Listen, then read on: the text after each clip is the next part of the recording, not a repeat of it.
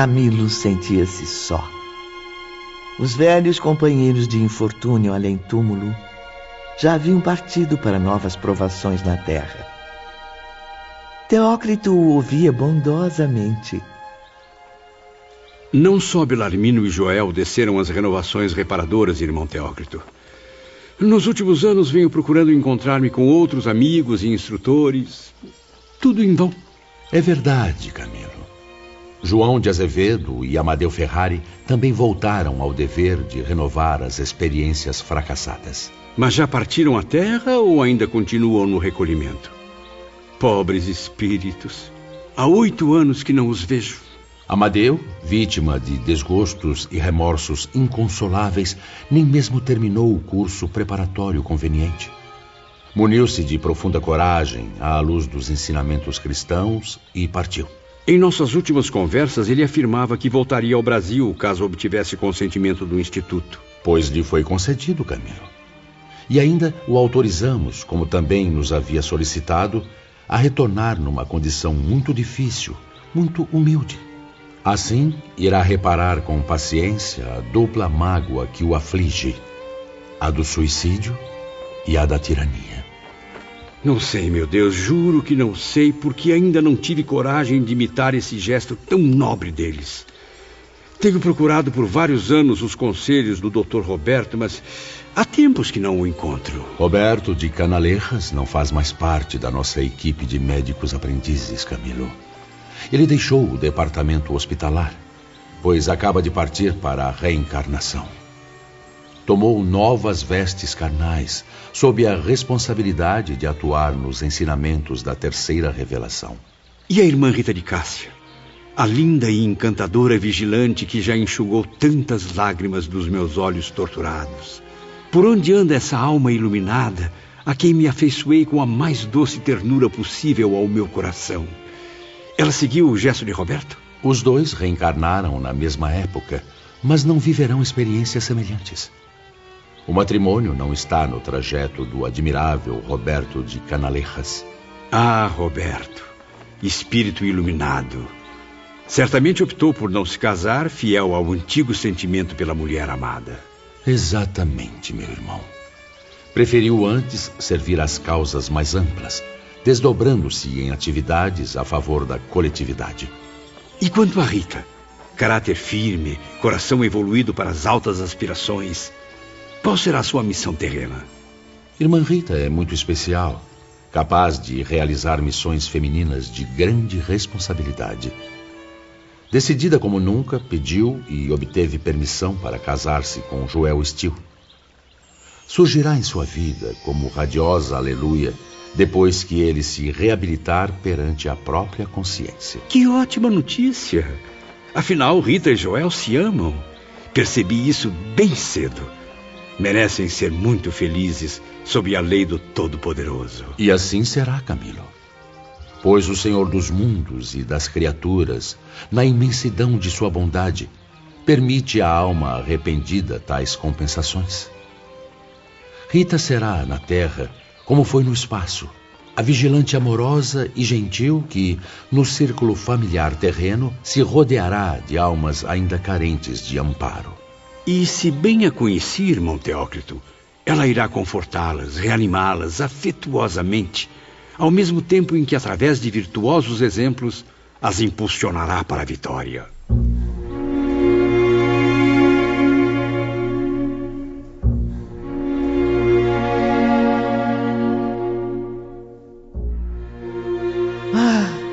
Quantas vezes, querido ouvinte, nas exaltações de um sofrimento que parece irremediável, o ser humano se desespera, atirando-se à aventura sinistra de um suicídio. Por que tanta ansiedade, quando num curto espaço de tempo encontraria a solução para o seu problema, o auxílio da providência com o conforto de que carecia? Faltou-lhe a paciência, porém, a calma necessária para refletir e esperar a melhoria da situação. Por isso, com o suicídio, um abismo de trevas em séculos de lutas e provações, originou-se para o seu destino, ensinando que convém à criatura ser forte e paciente na adversidade e nunca, jamais entregar-se à revolta e ao desespero que não servem a nada. No amplo dormitório do internato de Cidade Esperança, onde habito desde o início de 1910, só existem novatos. Às vezes, uma profunda amargura vem afligir a minha alma. Como alguém que, vivendo na Terra muitas décadas, se visse excluído da presença dos amigos e familiares mais queridos. É como se eu fosse um ancião, sozinho no mundo, contemplando as ruínas que a ausência dos seres queridos que já se foram cavaram em torno de sua velhice. Torno-me assim incompreensível, intolerável no conceito dos jovens que agora povoam os meus dias. Os leitos dos velhos amigos passaram a ser ocupados por outras entidades. Espíritos que, mesmo afinados por princípios idênticos, não estavam tão ternamente unidos pelas alianças forjadas no tempo. Este era o tema da conversa entre Camilo e Ramiro de Guzmán. Compreendo como é duro conviver com tantos indivíduos e, ao mesmo tempo, sentir-se tão só. Tudo nesse ambiente deve trazer profundas recordações à sua mente, não, Camilo? Veja, meu caro Ramiro. Ali está a janela de balaústres bordados que tantas vezes abrigou as alegrias e tristezas de Belarmino. Ao amanhecer, ele se debruçava no seu peitoril para saudar a alvorada e comungar com o alto por intermédio da prece. Aqui, a mesa simples em que ainda posso ver inclinado o triste vulto de João de Azevedo, estudando as atividades convenientes ao seu caso no plano material. Ânimo, meu amigo. Procure pensar nos velhos companheiros com vibrações positivas. Lembre-se de que, se já não estão mais aqui, é por uma causa nobre. A gloriosa luta pelo progresso. Eu tenho consciência disso e procuro elevar minhas orações nesse sentido. Mas nem sempre é possível escapar das recordações. Olhe bem, ao longe, à nossa direita, sob as sombras das árvores do parque, os bancos em que meus velhos amigos e eu nos divertíamos, falando das esperanças que acendiam novas energias em nosso íntimo. Contemplo esses pequenos detalhes e mal consigo conter as lágrimas. Isso se chama saudade, Camilo. É ela que faz a angústia sussurrar em sua alma, dizendo que deve imitá-los sem demora, a fim de saldar as dívidas da consciência. Jamais, no entanto, Camilo deixava de trabalhar. Procurava serenar o coração entristecido ao lado dos conselheiros, cumprindo a tarefa de servir aos sofredores, como relatava Carlos de Canalejas. Como sabe, divido-me entre as tarefas do hospital e outras várias ao meu alcance, tanto na superfície do planeta como no perímetro de nossa colônia. E o faz muito bem, Camilo. É a melhor maneira de afastar as tristezas e preparar-se para o grande testemunho. Por mais que tente, Dr. Carlos, não consigo livrar-me do juízo que faço de mim mesmo. Juízo daquele que perdeu o valor, que tende a cometer novos erros, agravando voluntariamente as responsabilidades que já lhe pesam. A verdade é que não passo de um parasita a ocupar locais que melhor caberiam a outro. Não diga isso, Camilo. Tudo que conquistou até agora neste instituto foi por mérito próprio. Você tem o direito de estar aqui. É inútil tentar, meu caro doutor. A vergonha fica estampada em meu rosto sempre que pelas ruas da cidade deparo-me com Aníbal de Silas, Epaminondas de Vigo e Súria Omar. Sim, professores que há muito me dispensaram de suas aulas até que eu possa provar dignamente os valores adquiridos. E para isso, só me resta a experiência do renascimento. Todos confiam em você, Camilo. Todos. Agora é a sua vez de acreditar no que aprendeu com eles. Sorriem para mim bondosamente e contemplam-me com interesse, Dr. Carlos. Mas os olhares que me dirigem são como flechas de fogo, questionando a minha consciência. Por que ainda não se animou ao cumprimento do dever? Carlos de Canalejas e Ramiro de Guzmán passaram a oferecer nobres conselhos a Camilo. E foi num encontro com o chefe da seção de Relações Externas que ambos se lembraram do jovem Dr. Roberto. Ah, como aprendi com as palavras de Roberto. Quem sabe um dia não terei a honra de ouvir a história dramática de Leila, o grande amor de todas as suas existências. Pois saiba que ele, antes de partir para a reencarnação, pediu que eu me aproximasse de você. Recomendou ainda que não me esquecesse de narrar tal história, a saga de um amor poderoso, mas que trouxe tanta dor àqueles corações. Camilo servia sob a assistência frequente de Ramiro, o que proporcionou a ele realizar muitos trabalhos na esfera terrestre. Sob sua orientação, visitei vários amigos do passado que agora habitam novos corpos carnais. Há cerca de 2 meses regressei de um estágio de 12 semanas no Brasil, onde ocorreram fatos inesquecíveis. Camilo e Ramiro de Guzmán chegaram à tumultuada São Paulo, a maior cidade brasileira. No entanto, não se dirigiram às ruas movimentadas, nem aos bairros aristocratas. Partiram para as áreas mais miseráveis da grande metrópole. Lembra-se de Mário Sobral? Pois iremos visitá-lo agora. Veja, lá está ele, Camilo. Meu Deus, não. Oh, pobre Mário, o que foi fazer a você mesmo? Camilo não se conteve. Entregou-se ao pranto à beira do leito humilde, no qual via repousar o corpo mutilado de Mário Sobral, o infeliz amante e assassino de Eulina. Compreendo sua tristeza, meu amigo. Esta habitação miserável, construída em frágeis tábuas de pinho e velhas folhas de zinco, é a expressão da mais terrível miséria de alguns brasileiros. Pobres almas, a que cruel provação tem que se submeter? É a pena que deverão cumprir para a reconstrução sublime de si mesmos, meu amigo.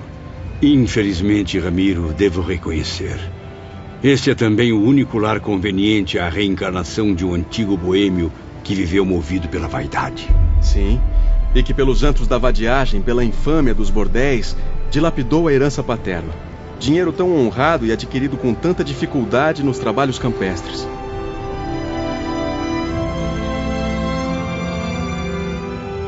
Mário estava vestido como um maltrapilho. Tinha os pés descalços, feridos pelas pedras das estradas em que transitava. Mutilado das mãos, apresentava os cabelos ainda despenteados. A fisionomia semelhante à que Camilo conhecia desde o Vale Sinistro. Ele está nervoso, com muita dificuldade para respirar, Ramiro. Mário foi atacado por uma estranha doença que tortura sua traqueia e a sua faringe. Isso lhe causa crises frequentes e penosas, atraindo febre alta e deixando-o sem voz. Que desgraça! Mas ninguém o ajuda? Não vejo nenhum familiar por perto. Mário vive agora sem família, Camilo. Lembre-se bem, no passado, em Lisboa, ele difamou o círculo familiar em que havia nascido. Um lar tão honrado e amável que a providência divina lhe ofereceu a fim de que se munisse de boa vontade para realizações honestas. E não soube aproveitar-se dignamente do que dispunha. Agora vejo que vive pobre, miserável, mesmo faminto, porque não foi um guardião fiel dos bens materiais que o céu lhe confiou. Ao contrário, Camilo, desperdiçou-os, valendo-se deles para alimentar suas perversões mundanas. Mário habita nesta vida o corpo de um iletrado, uma vez que, universitário em Coimbra, na existência passada, não utilizou para nenhuma finalidade nobre a rica cultura intelectual que adquiriu. Tornou-se um homem inútil, imoral e desumano, sem jamais ajudar seus semelhantes.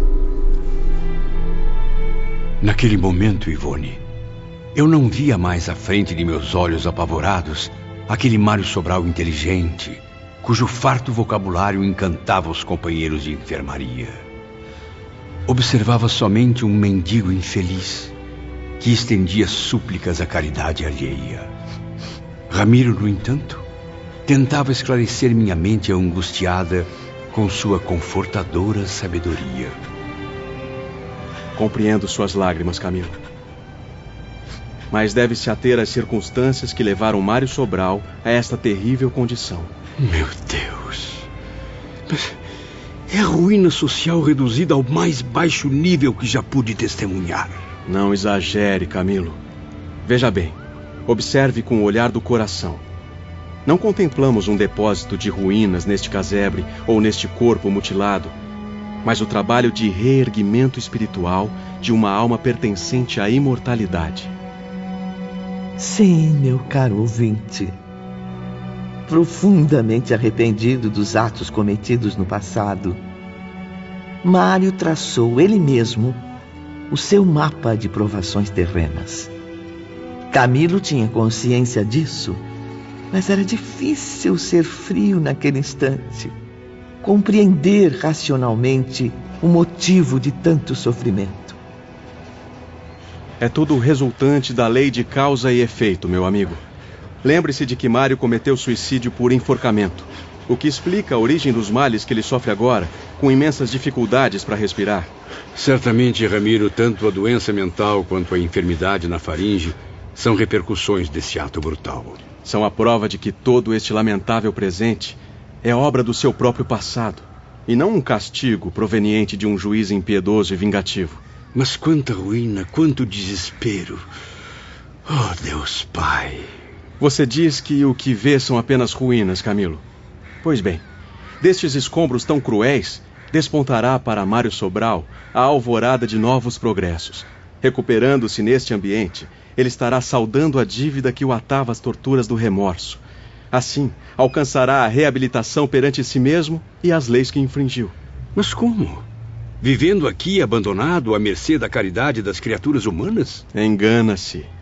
Por acaso Mário Sobral não é, antes de tudo, aprendiz da Legião dos Servos de Maria? Sim, ele se encontra ainda registrado no Hospital Maria de Nazaré, mas... Então deve recordar que esta encarnação é o tratamento conveniente a casos graves como o dele. A nova experiência terrena será como uma poderosa cirurgia, que o levará bem cedo à convalescença. Aos poucos, Camilo passou a sentir a presença marcante de irmão Teócrito, como se o velho mentor falasse aos seus ouvidos. E as palavras daquele espírito iluminado esclareceram ainda mais as minhas angústias diante da trágica situação. Acredite, meu filho, estarei sempre à frente dos seus passos. Vigilantes e enfermeiros do hospital, como do departamento a que você pertence, assistem Mário Sobral carinhosamente, velando por ele como um enfermo grave. É claro, irmão Teócrito. Jamais duvidei da presença dos servos de Maria ao lado deste pobre espírito reencarnado. Mas o que eles podem fazer de imediato para aliviar tanto sofrimento? A verdadeira recuperação não se opera de imediato, Camilo, mas pouco a pouco, dia a dia, em sintonia com as razões divinas. E será diariamente, transfundindo energias, coragem e esperanças, que nossos irmãos espirituais auxiliarão Mário Sobral. Sim, esperanças cada vez mais novas e sólidas. Preocupados sempre em ajudá-lo a remover as montanhas das maldades que levantou em seu destino. Obstáculos causados pelas ações cometidas por ele próprio, à revelia do bem. A energia vibratória de Teócrito partiu, deixando Camilo novamente a sós com Ramiro de Guzmán. Talvez não saiba, mas eu mesmo o visito frequentemente, como neste momento, fiel às minhas missões. Muitas vezes também encaminho seu espírito aos nossos postos de emergência do astral, no intuito de reconfortá-lo, de estimular suas energias fluídicas. Só assim Mário suportará essa amarga sentença que lhe tirou, como posso observar. o velho sorriso do rosto. Estranho, mas é como se ele intuitivamente tivesse a noção dos motivos que o levaram à ruína. Não é bem assim, Camilo. Observe com atenção. Perceba como ele apresenta sinais de melhora. Sua alma já consegue antever o sorriso de uma conformidade que vem construindo o caminho para a vitória. Mas como Mário consegue viver momentos felizes em meio a tanta desgraça? Mário Sobral sente-se mesmo feliz, pois nas profundezas da consciência existe a certeza de que assim, exatamente como vê, está cumprindo o sagrado dever de cidadão imortal. E tendo na mente esta convicção, seu destino será afinar-se com a lei do bem e da justiça universais. Ramiro de Guzmán sobrepôs as mãos translúcidas na testa fervente de Sobral, transmitindo fluidos que suavizassem sua dificuldade respiratória. Enquanto isso, Camilo concentrou-se respeitosamente, clamando à Mãe de Jesus. Oh, governadora amorosa de nossa legião, concedei alívio a este mísero companheiro das minhas antigas desventuras. Deus nos propicia caminhos de glórias, meu caro amigo, em lutas fecundas entre lágrimas e oportunidades de redenção. E no trajeto, concede aos penitentes arrependidos compensações que frequentemente não estarão à altura de apreciar. Entardecia lá fora, e o sol esplendoroso do Brasil aquecia o ocidente com seus raios dourados. Dentro do casebre, momentos depois, Ramiro virou-se para um ângulo sombrio. Era um canto escuro que eu não havia examinado, Ivone, preocupado que fiquei com o sofrimento de Mário reencarnado. E lá estava uma figura feminina, humilde e silenciosa, velando o doente enquanto costurava remendos em roupas rasgadas. Vê esta pobre mulher, Camilo? Sim. Não poderá sequer avaliar o excelente trabalho de redenção que, sob as vistas do nosso Mestre Jesus, se opera nos disfarces desta alma. Noto que possui um profundo olhar de arrependimento, tão ou mais marcante do que o do próprio Mário Sobral. Tem razão, Camilo. É uma alma tão arrependida quanto a de Mário, a viver aqui entre os espinhos da pobreza extrema, de lutas tão árduas quanto dignamente suportadas. Ao lado da porta de entrada, a única existente naquele domicílio tão pobre, ela procurava um pouco de claridade que a auxiliasse no trabalho de costura. Foi então que identifiquei uma mulher negra, pobremente vestida, porém asseada, aparentando cerca de 50 anos. De sua fisionomia serena, transparecia uma singela humildade que deixou Camilo profundamente admirado. Não a conheço, Ramiro. De quem se trata? Faça você mesmo um esforço, Camilo. Aproxime-se dela. Observe a expressão desta singela mulher ao se dirigir ao enfermo. Note sua preocupação, seu carinho ao levantar a cabeça de Mário Sobral para ministrar-lhe a medicação homeopática. Aprofunde-se nas ondas vibratórias do seu pensamento, meu caro amigo, e veja o que aconteceu há cerca de 40 anos, na época em que Mário retornou ao corpo carnal. A mulher pensava, e em torno do seu cérebro as imagens se erguiam em agitações e sequências confusas. Enquanto Camilo, apavorado e comovido, começava a visualizar os pensamentos da pobre mulher, como num livro aberto diante dos seus olhos. Vi Mário renascendo em um prostíbulo, sua mãe inconformada com a maternidade, observando o corpo franzino do filho todo mutilado. Era uma cena muito triste. Meu Deus! Que desgraça! Dei à luz um monstro que mal tem forças para chorar como um recém-nascido. Não! Eu não aceito! Eu não posso ter concebido essa criatura tão repugnante! As imagens tornavam-se cada vez mais impressionantes, Ivone. A criança estava sufocada. Sofria terríveis contrações, como se mãos assassinas desejassem estrangulá-la. Ramiro de Guzmán, percebendo minha angústia, passou a me auxiliar na compreensão das próximas cenas. A mãe de Mário Sobral era uma infeliz pecadora, a quem a maternidade atrapalharia a continuação das suas atividades. Observe agora, Camilo. É o dia seguinte ao parto. A jovem meretriz caminha apressadamente, levando o pequeno rejeitado no colo. Veja, está se aproximando de uma pobre lavadeira. Você mesma. Venha cá. Pois não, senhora. Senhora não. Senhorita. Ora, mas que belezinha este pequenino. Eu serei bastante franca e direta. Está interessada em ficar com a criança? Mas como? Sinto muito, não tenho condições. Como pode ver, sou muito pobre.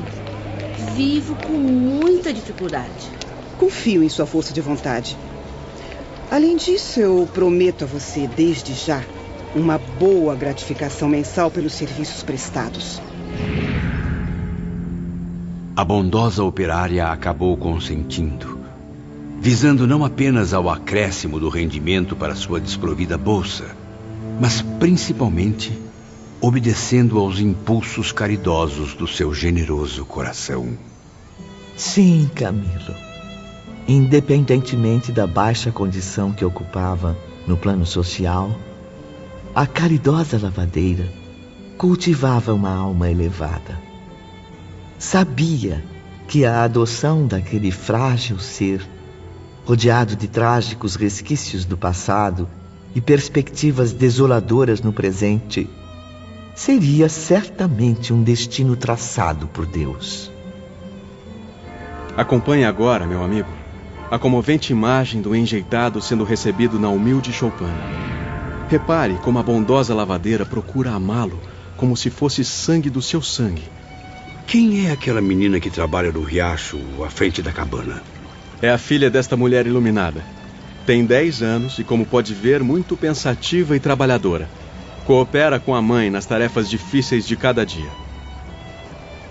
Em seguida, Camilo pôde contemplar passo a passo a forte afeição criada entre a menina e o irmãozinho que o destino lançou em seus braços.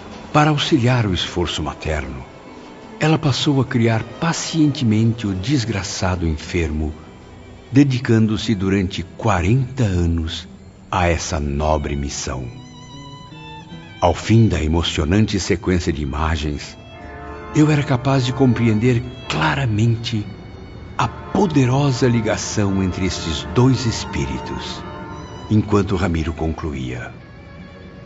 Agora, Camilo, 15 anos após a morte da mãe, ela continua a viver aqui, neste casebre onde estamos, completamente a sós com o irmão adotivo.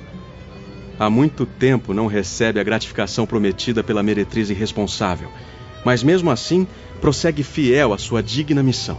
Trabalha dia e noite para que o desventurado irmão tenha de pedir esmolas pelas ruas o menos possível. Camilo aproximou-se da mulher e, num gesto de agradecimento, pousou a mão sobre a sua cabeça. Que Jesus a abençoe, minha irmã, pelo muito que faz pelo pobre Mário, a quem sempre conheci tão sofredor. Talvez ainda não tenha adivinhado quem está aí, encoberta neste corpo sofrido, desdobrando-se em atividades cristãs a serviço do próprio reerguimento espiritual. Desculpe-me, Ramiro, seria alguém que conhecemos? Nós nem tanto, mas Mário Sobral a conheceu profundamente. Esta nobre mulher é a reencarnação de Eulina.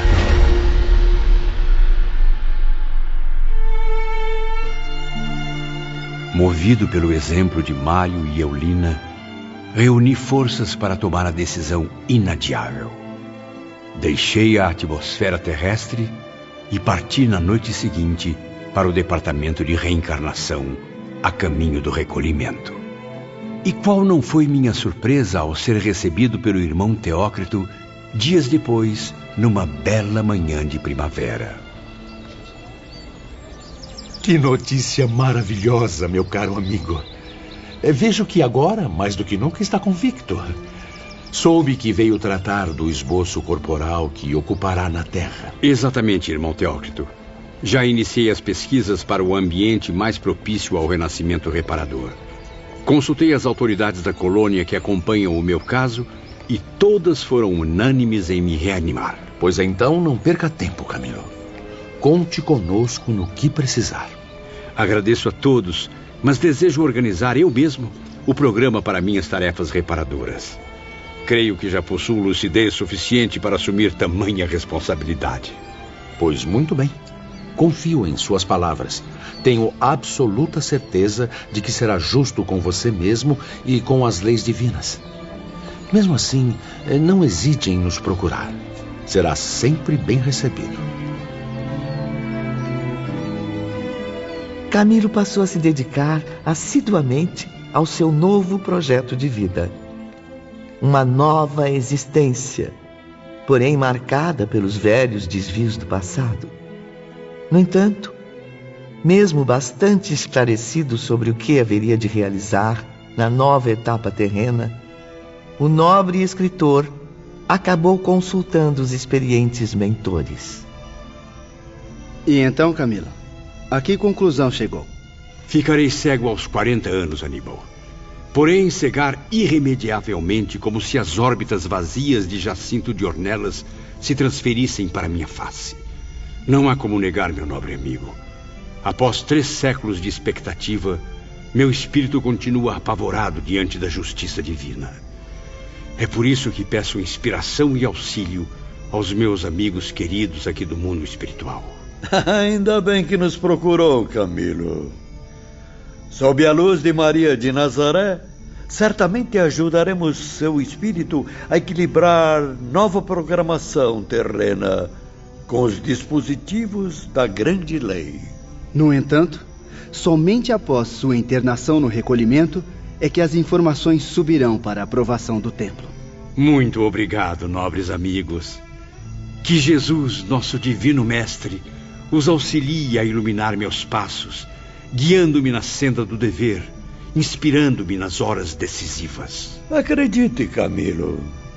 Estaremos sempre aqui como protetores incumbidos da sua guarda enquanto durar seu estágio neste generoso instituto. Padre Anselmo, Olivier de Guzmán, Mary Steele, todos os nossos instrutores e irmãos mais abnegados estarão sempre a orar pelo seu sucesso. O departamento hospitalar acompanhará a evolução do seu próximo envoltório carnal. Nossos médicos o assistirão desde a fase embrionária, no sagrado cofre genético, até os últimos instantes da agonia, isto é, da separação do seu espírito do fardo carnal. O fardo que carregarei para a recuperação do tempo perdido com o suicídio. Já definiu a idade física na qual se dará sua libertação espiritual? Sim, irmão Epaminondas. Minha volta à pátria espiritual ocorrerá aos 60 anos de idade. Terei, portanto, 20 anos de cegueira, tempo no qual olharei só para dentro de mim mesmo. Período em que deverei realizar um trabalho fértil e glorioso de autoeducação, a fim de domar o orgulho que ainda não se extinguiu do meu ser. Tenha fé, meu irmão. Deus estará sempre vigiando sua estrada rumo à reabilitação. Estou certo disso, Aníbal. Porém, frequentemente sofro com o receio de uma nova queda, de me esquecer dos deveres e tarefas a cumprir. Força, Camilo! Levará para essa batalha sólidos elementos de vitória, adquiridos no longo estágio nesta colônia. Por isso mesmo será bem pouco provável que a sua vontade se corrompa. Basta lembrar-se sob todas as circunstâncias da sagrada reeducação que recebeu aqui.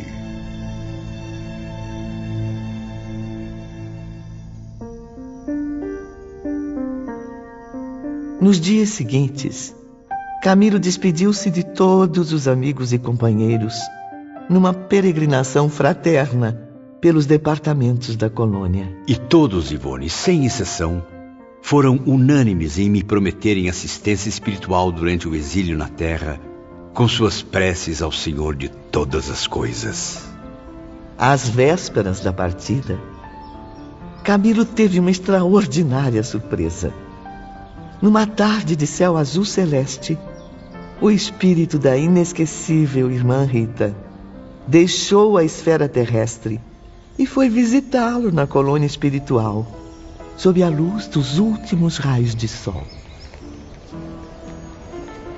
Que a fé em Deus e no menino Jesus o acompanhe eternamente, meu querido irmão. Sentiremos muitas saudades. Sinto-me também prematuramente saudoso deste suave reduto, minha jovem. Recanto abençoado que me abrigou por tanto tempo e onde adquiri tantos e preciosos esclarecimentos. Além de ter adquirido também outra grande dádiva, companheiros fiéis, que jamais se esquecerão do que também aprenderam com você, Camilo.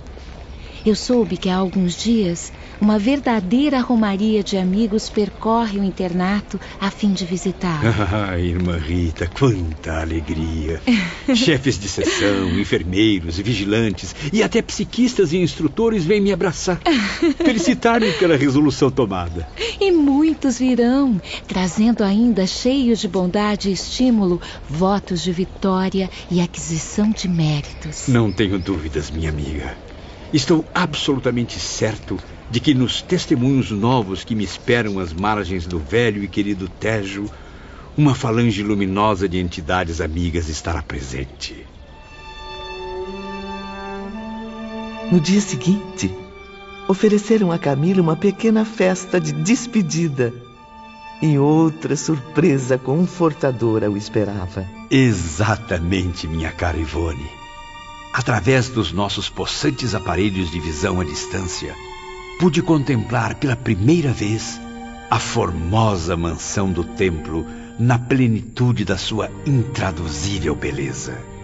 Assisti assim a uma assembleia de iniciados espirituais, ouvi os seus discursos sublimes inspirados nas mais altas expressões da moral, da filosofia, da ciência e da verdade de Deus.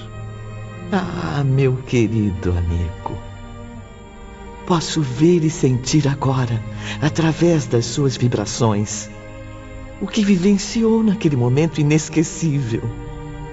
No santuário, onde se reuniam, lá estavam os 12 mentores responsáveis por toda a colônia, unidos para o solene momento da prece. Então observe, Ivone. Reveja agora comigo, através dos olhos da mente, a paisagem arrebatadora daquele mágico vilarejo. Recanto onde eu só poderia entrar novamente após o retorno da encarnação que me esperava. Sim, Camilo. Posso ver nitidamente a sucessão de residências, os vastos bosques floridos, iluminados por delicados tons de azul, e o sol. Ah, que bela visão! O brilho do astro-rei, tornando o horizonte incrivelmente dourado. Naquele instante, não pude conter-me. As lágrimas inundaram meu rosto. Ao mesmo tempo, aquela majestosa visão permanecia impressa na consciência, enquanto a minha alma murmurava a si própria: coragem, peregrino do pecado, volte ao ponto de partida e reconstrua o seu destino. Virtualize o seu caráter aos embates redentores da dor educadora. Sofra e chore resignado, porque suas lágrimas serão a fonte bendita na qual irá confortar sua consciência sedenta de paz. Deixe que seus pés sangrem entre os espinhos e as dificuldades das reparações terrenas. Que suas horas se envolvam no escuro manto das desilusões, calcadas de solidão e angústias. Mas tenha paciência e seja humilde, lembrando-se de que tudo isso é passageiro. Tende a se modificar com a sua readaptação às leis que infringiu. E aprenda, de uma vez para sempre, que é imortal e que não será pelos desvios do suicídio que a criatura humana encontrará o porto da verdadeira felicidade.